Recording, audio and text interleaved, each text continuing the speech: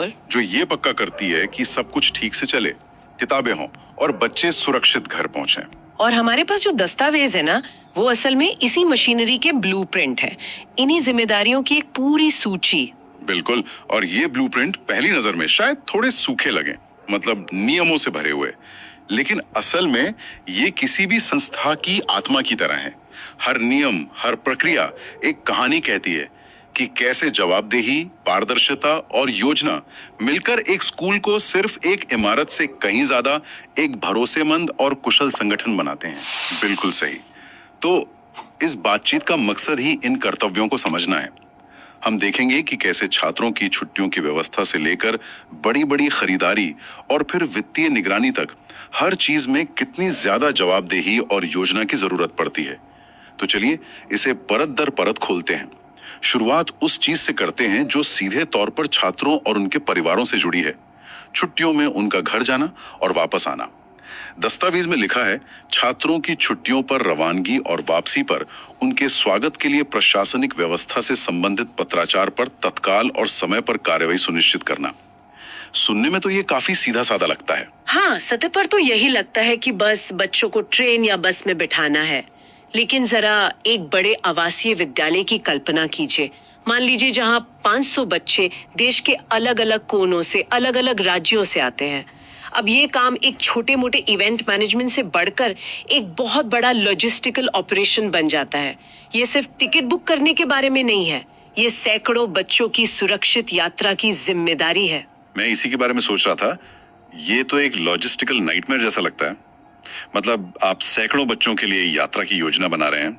इसमें क्या क्या शामिल होता होगा? सिर्फ टिकट कंफर्मेशन से तो काम नहीं चलता होगा। बिल्कुल नहीं।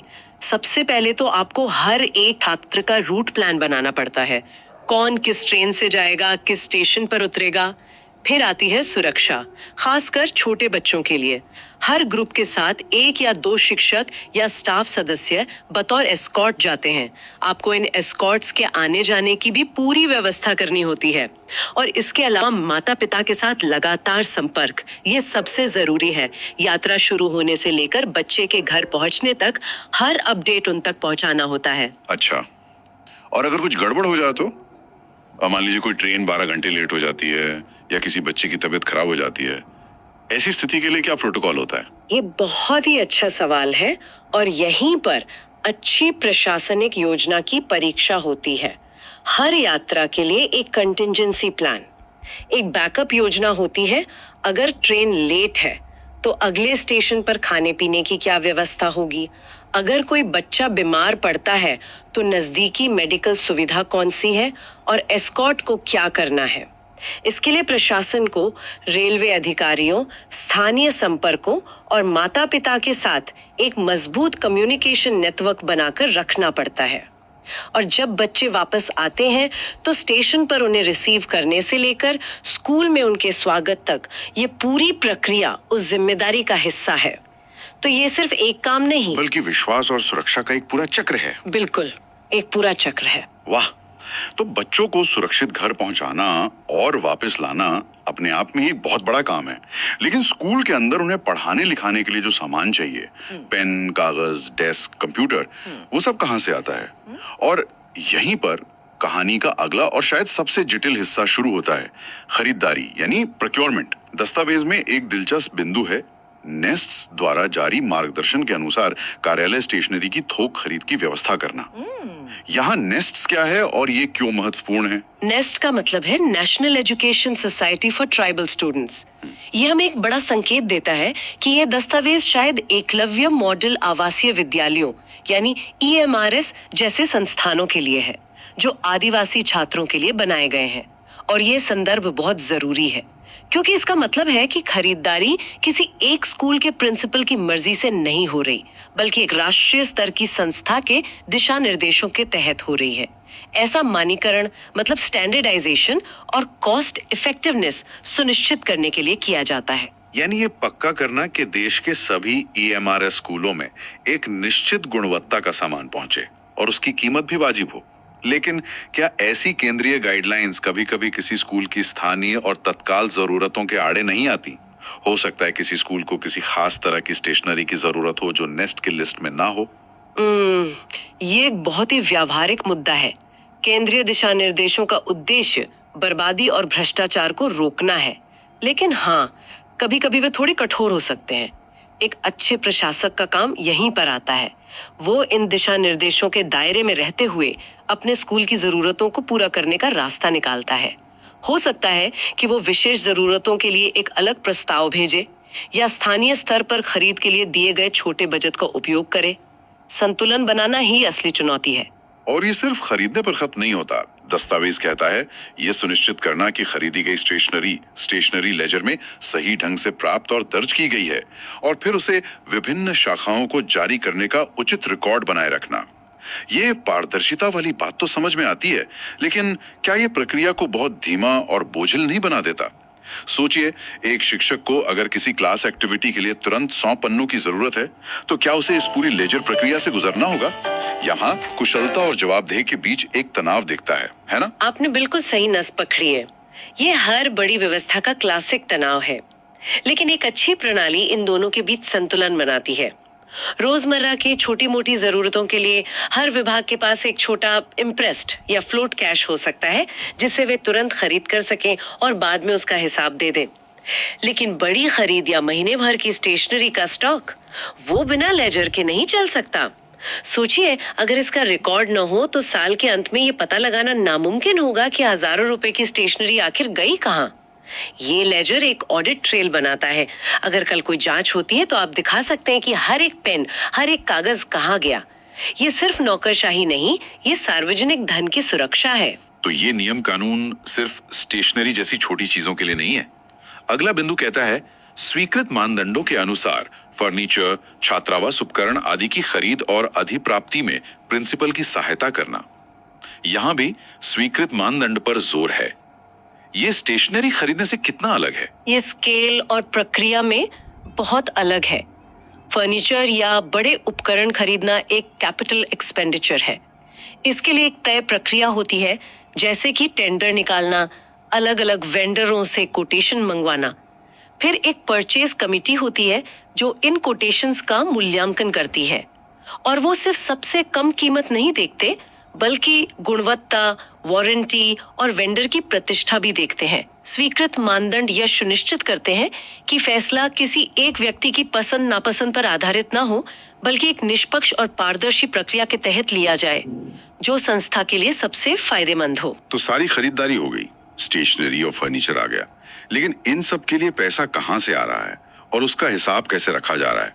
ये पूरी तरह से एक अलग और शायद सबसे बड़ी चुनौती है। और यहीं से हम सीधे वित्तीय निगरानी के दिल में उतरते हैं। दस्तावेज में खातों के उचित और नियमित रखरखाव और उनके ऑडिट करवाने की बात कही गई। और ये किसी भी संगठन की रीढ़ की हड्डी है। नियमित रखरखाव का मतलब है कि हर लेन देन, चाहे वो 1 रुपए का हो या 1 लाख का, उसी दिन बही खातों में दर्ज हो रहा है। और ऑडिट एक बाहरी स्वतंत्र जांच है। इसे एक तरह का फाइनेंशियल हेल्थ चेकअप समझिए। ऑडिटर आकर ये नहीं देखता कि आपने पैसा कहाँ खर्च किया, बल्कि ये देखता है कि क्या आपने पैसा नियमों के अनुसार और सही प्रक्रिया से खर्च किया है। क्या हर खर्च के लिए बिल मौजूद है? क्या टेंडर प्रक्रिया का पालन किया गया? ऑडिट आपको बताता है कि आपकी वित्तीय प्रणाली कितनी स्वस्थ और भरोसेमंद है।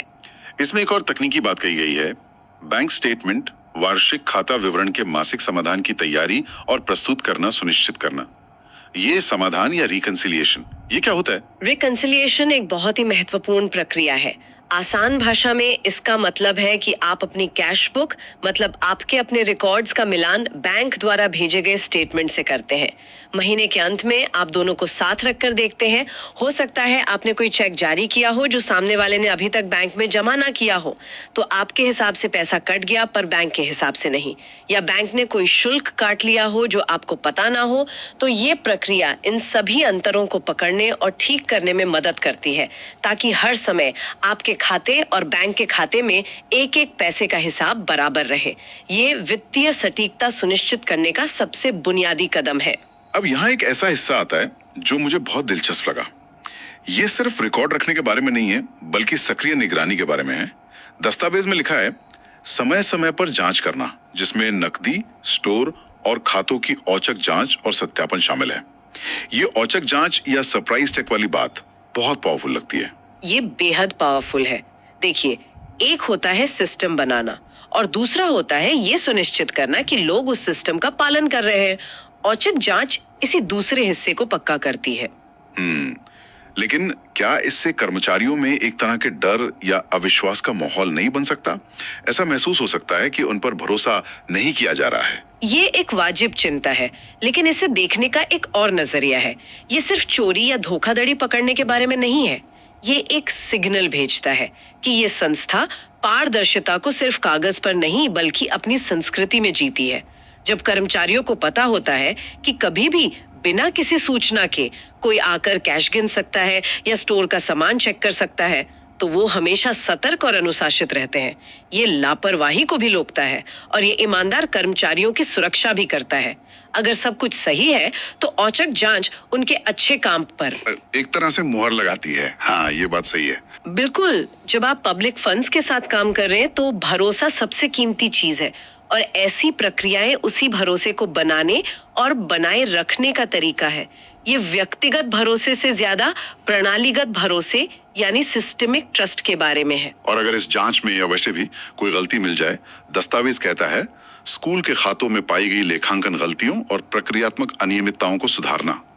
इसका मतलब है कि सिस्टम गलतियों की गुंजाइश मानकर चलता है। यह है कि जब कोई गलती या प्रक्रियात्मक अनियमितता पकड़ी जाए तो उसे ठीक करने का एक औपचारिक तरीका हो। इसका मतलब है कि सिस्टम सिर्फ सजा देने के लिए नहीं बना है, बल्कि सुधार करने और सीखने के लिए भी बना है। मान लीजिए किसी बिल पर जीएसटी गलत कैलकुलेट हो गया, तो उसे सुधारने की प्रक्रिया ये सुनिश्चित करती है कि भविष्य में ऐसी गलती दोबारा ना हो। यह एक फीडबैक लूप बनाता है जिससे प्रक्रियाएं समय के साथ और बेहतर और मजबूत होती जाती हैं।